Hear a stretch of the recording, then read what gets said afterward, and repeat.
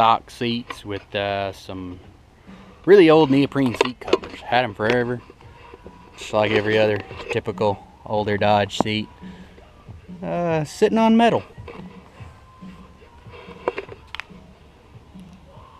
But seat covers really held up nice over the years.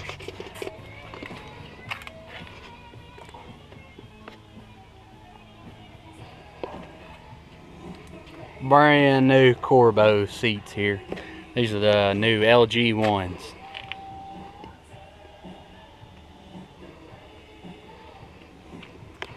Black on black cloth.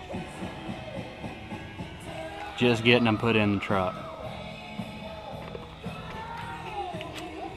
Project Widowmaker. Success so far. A little sneak peek of what we've been fabbing up today. See if anybody can guess what we have going on here. Using some cardboard, waiting on, see if I can get a plasma cutter or put this on a plasma table and get cut out. Should have everything wrapped up sometime this week. I think it's going to turn out awfully nice. There's a view from the passenger side at what it'll look like.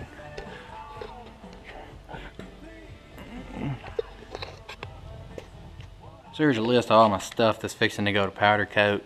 Truck is down for some winter upgrades. Going to redo all my transmission lines. Put a filter in line. Kind of go over a few things of my plans here. Definitely changing all my transmission lines out. Getting rid of the heat exchanger. Just going to an external derail cooler, and that's what this is. This is the shroud for it.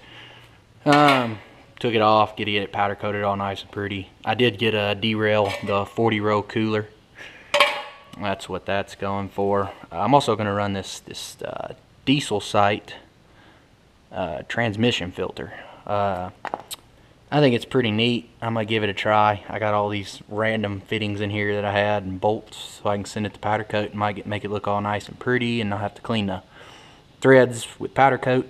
If you can see in there, it's got a little spring. That way it does not hinder flow of transmission fluid. You will still have full flow. As soon as you hit certain pressure, it will open that spring and bypass the filter, because I am running the normal stock filter in the 48RE. But this is just going to run a normal bulbin filter that I just pick up in town. Hopefully this thing will work pretty nice. I am going to run a pressure gauge on this one. I'm not going to cap this this 1/8 inch hole up front. I just have a filter. Once I get it back in powder coat and actually get it all nice and buttoned up, I'll kind of show you how I'm going to run that setup. I did go ahead and buy me a GNR sump here. Talked to these guys last year at I believe it was Crossville, Tennessee at the drag strip, and I really like their sump design.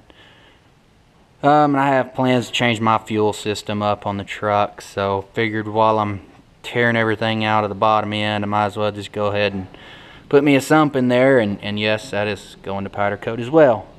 Make it look all nice and pretty. Still not sure 100% on colors yet, but they will match everything else. And this is something you don't see a lot of people run, but I'm a believer in them. I am going to run a heat sink with my transmission. Put it on the side of the frame there, and it's just a derail. I believe this was the 21-inch heat sink.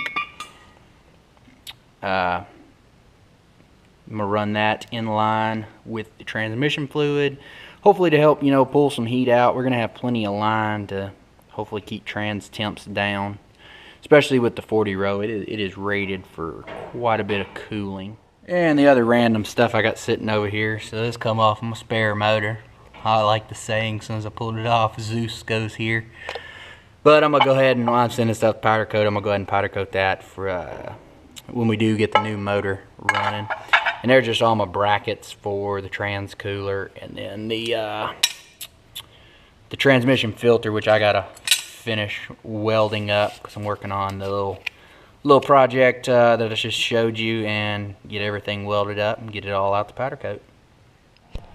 So this is the stock apps sensor off of my 2003 Dodge. You can see there that that is the idle voltage.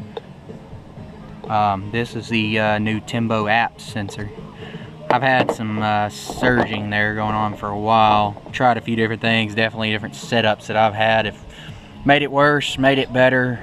Custom tuning has helped, but pretty sure that this app sensor is just had it. It is the original one that come off of this truck. So just showing a little comparison between the Tembo app sensor and the stock one.